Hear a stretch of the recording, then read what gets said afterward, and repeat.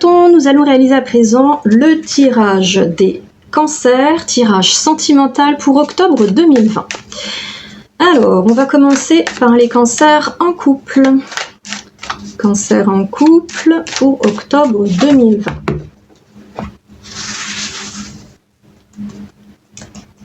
Alors, pas de carte qui se cache, s'il vous plaît, je n'aime pas ça. Qu'est-ce que j'ai dit? Non mais oh. Cancer en couple pour octobre 2020, qu'est-ce que vous réserve ce mois d'octobre?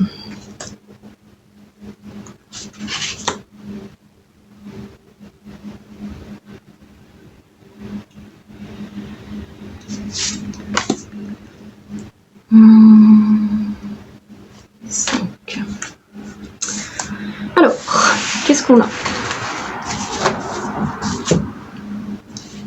Très bien.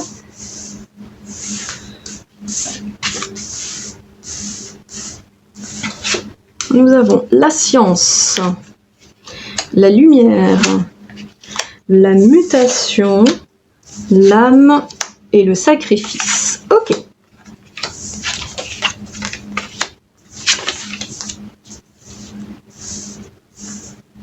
Donc ce que je vois, c'est que dans votre couple, il y en a un de vous deux qui a un petit peu tendance à suranalyser les situations, à tout disséquer pour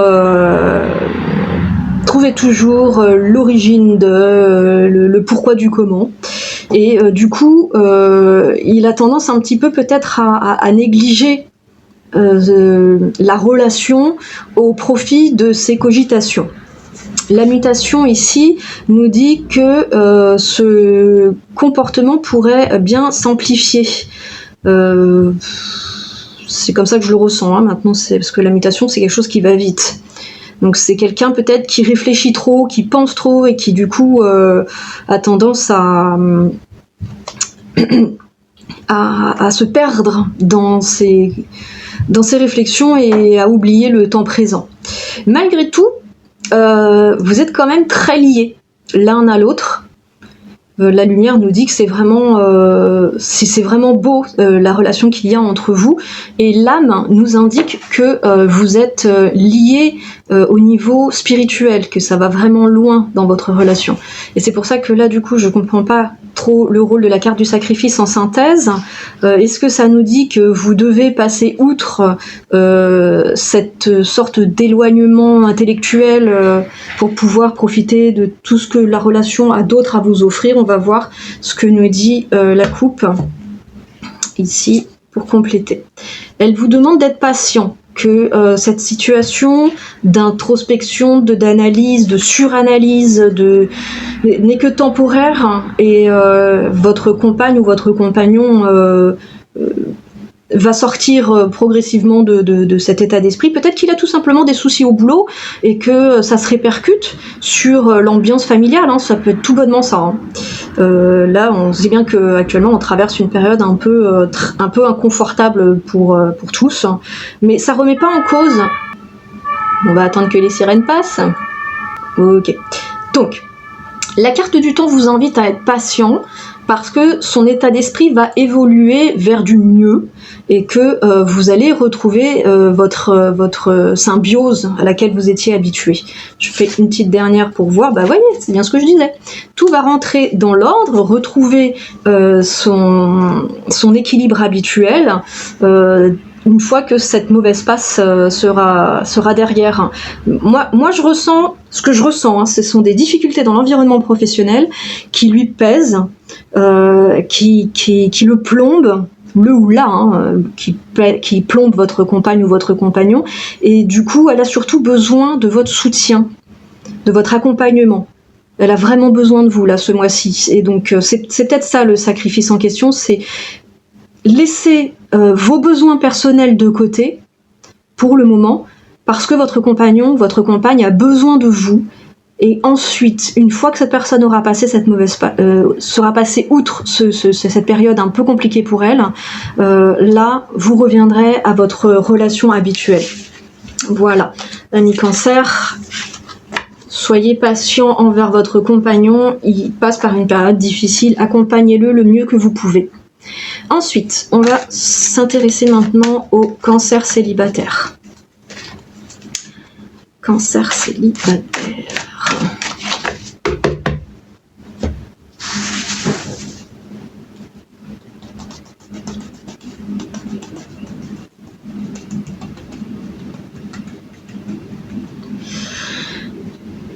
Cancer célibataire. 1,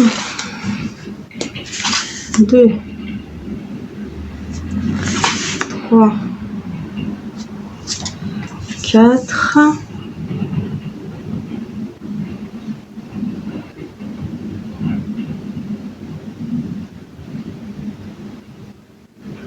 Et 5.